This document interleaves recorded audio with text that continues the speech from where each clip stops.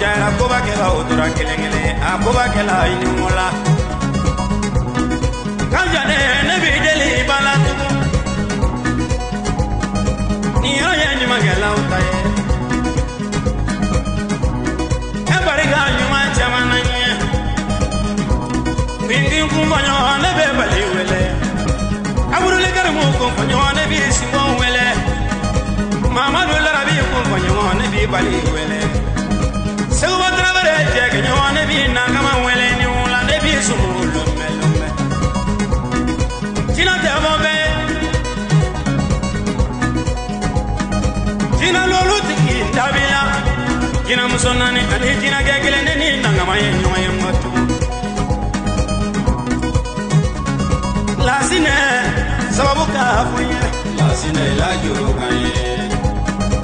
tina tiki lasine la juru kanye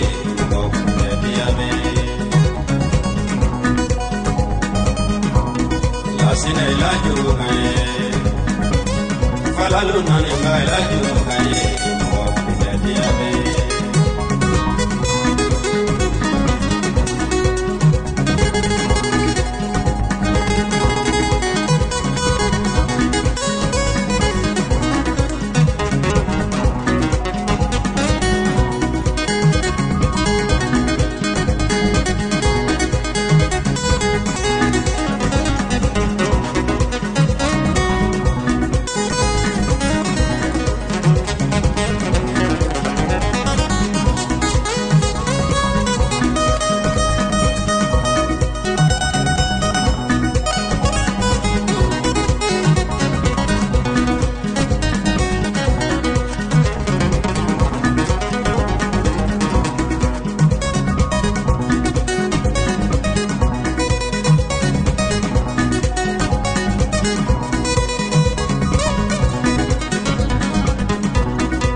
Lasine sababu ka fo kono ye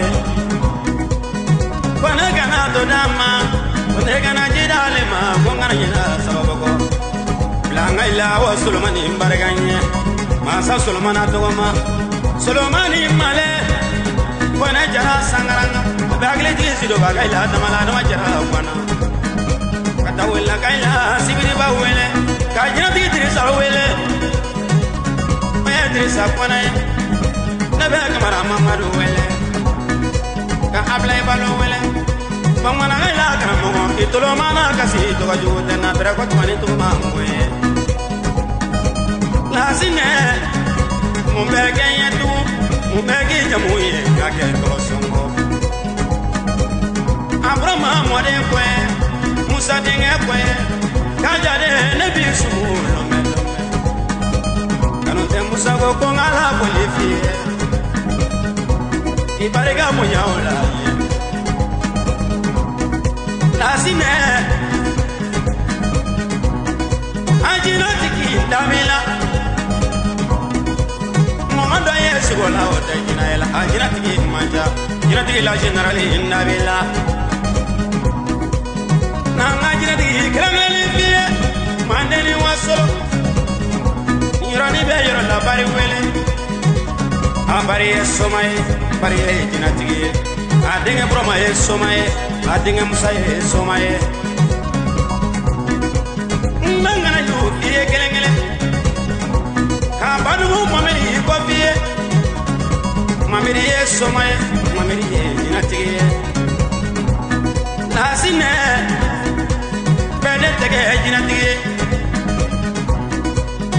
ngana mangana wade ngana uchaya note ngana tura gelengele suna lolo ni mila nyuma fo mege fitri wale ane bideli bala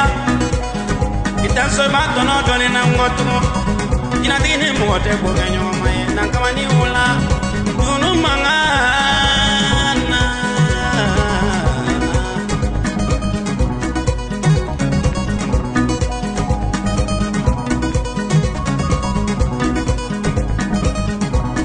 Lasine me foliki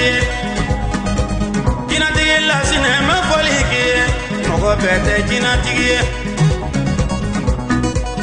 marifatigi kaja mɔgɔ bɛɛ tɛ donso ye forolamini ni samɔgɔ ti kelen ye furusitigi ni julamini tɛ kelen ye lasinɛ dɔ ye sogola o tɛ ɲina ye la itila jina lolu wele ye o kan jaabi ne k'i jamu fɔ diɲɛ ye i barika sababu caman na ye kabiri mɔgɔla bali dogo fiye janaba ori denmuso i barika kanu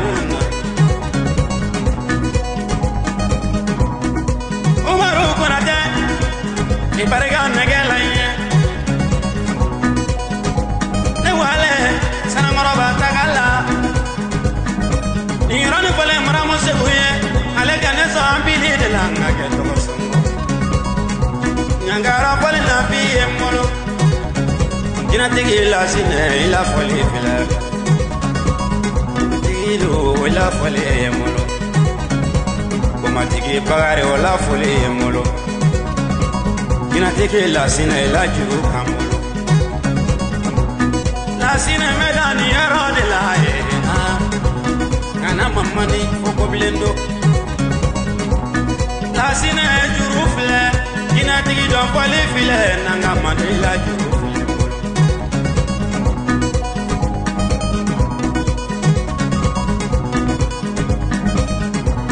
lasinɛ i la juru kan ye jinɛtigi lasinɛ i la juru kan ye mɔgɔ kɔni tɛ diya bɛ lasinɛ i la juru kan ye